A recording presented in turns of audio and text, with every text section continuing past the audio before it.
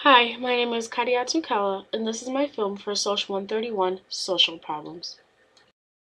Immigration is a topic that has always been important to me because my family and I are immigrants. Moreover, this is a heavily debated topic that lawmakers believe will be the main focus of the upcoming election.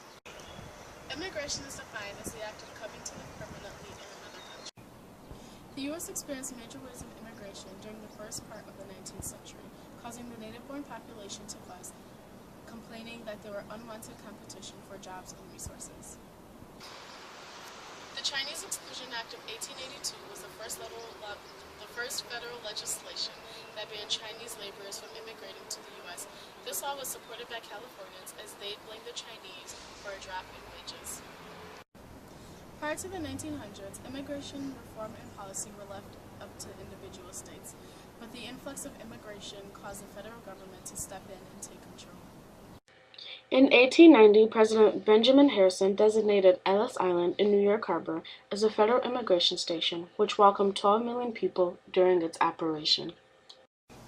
The 1924 Immigration Act created a quota system which restricted entry to 2% of the total number of people in each nationality. However, the 1965 Immigration and Nationality Act moved the quotas, made revisions, and is the basis for which policies and reforms are now made. In 2013, the Senate passed a bipartisan immigration reform bill. Some new policies include protection for DREAM Act eligible students, rights that will decrease workplace violations against immigrant workers, and requires employers to use a government system E-Verify to authorize all employees.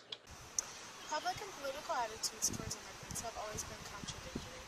In the next several clips, people will share their experiences as immigrants or children of immigrants. My name is Awujolo Ile. My parents are from Nigeria.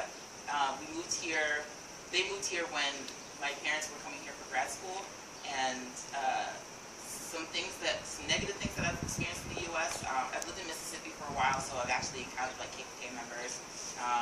Racism was a brand new thing to me because it's coming from a heterogeneous society. It's like very different, so we never really experienced like racism based on like skin tone before.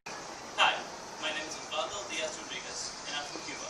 And my family moved here so we can enjoy the many opportunities that the U.S. offers us people. One of the negative views that I've gotten is that people have made fun of my English and my accent, which was really hard to get over.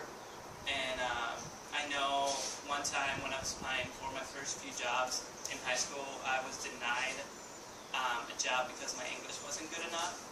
My name is Shona Kishima. I was born in the U.S., but my parents immigrated here from Hiroshima, Japan.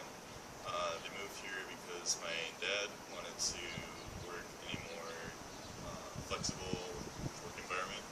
I think growing up too, I had a lot of people around me who had misperceptions about Japan, and both of my parents are from Hiroshima, so we have a lot of family history in relation to the atomic bomb.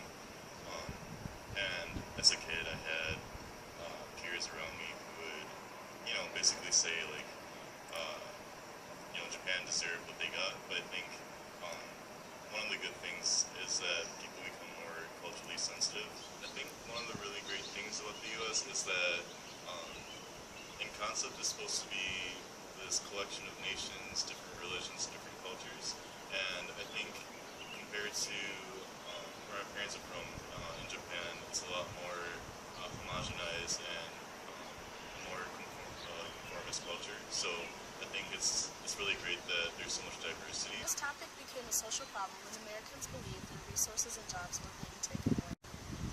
However, according to the textbook by Eidson and colleagues, immigrants only compete with low-wage, poorly skilled and educated workers because of their limited skills and abilities to speak English.